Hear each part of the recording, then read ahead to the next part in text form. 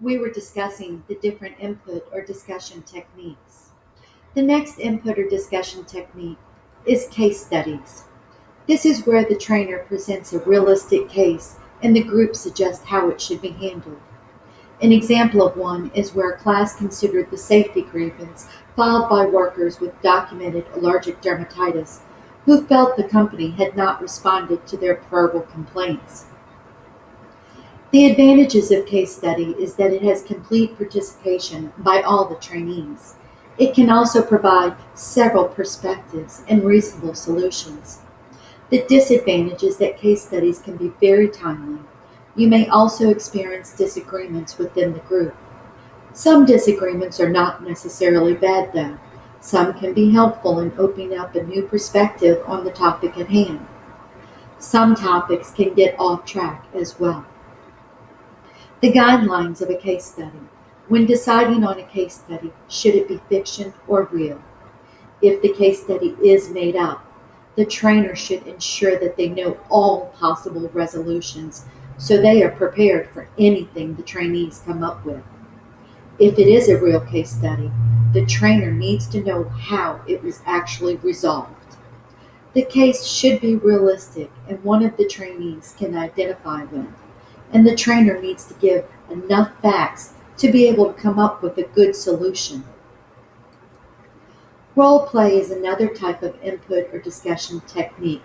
Role play is when you have two or more people act out a situation that relates to a topic and the group is learning or discussing.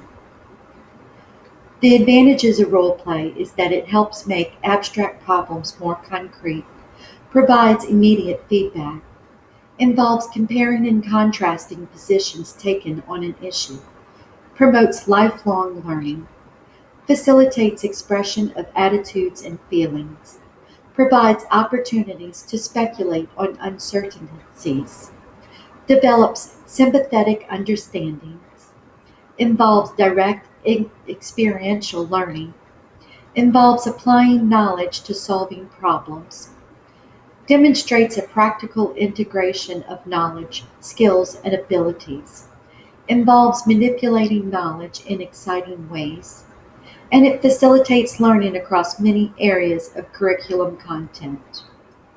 The disadvantage for role play is that it can be very timely and takes longer if it is well done. It also is very extensive preparation by the trainer. This is the most difficult method to do and should not be attempted without prior practice in role playing. The trainer needs to introduce the subject carefully and assign the proper people to the proper roles by their personalities. The trainer can also write a script if they don't think the participants are creative enough to play their roles. The last input or discussion technique is questionnaires. A questionnaire is a brief, simple set of questions that are to be answered before the information is presented. This will let the trainer know the knowledge base of the participants before the presentation. Then the same questions can be answered at the end of the presentation. This can be utilized to assess the knowledge gained during the presentation. I have here an example questionnaire on the signage requirements for chemicals. The advantage of questionnaires is that they can stimulate interest on the subject being presented, and they may be more apt to pay attention to the subject matter. The disadvantage of questionnaires is that may take too long, so it is best to keep the questions brief. Also, if there is a literacy issue, the participants may not be able to read the questionnaire or understand it.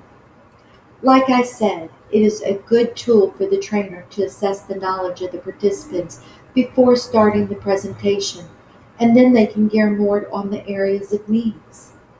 The questionnaire should be kept short and brief, so time is not taken away from the presentation itself. The questions on the questionnaire can be general or specific, depending on the subject matter.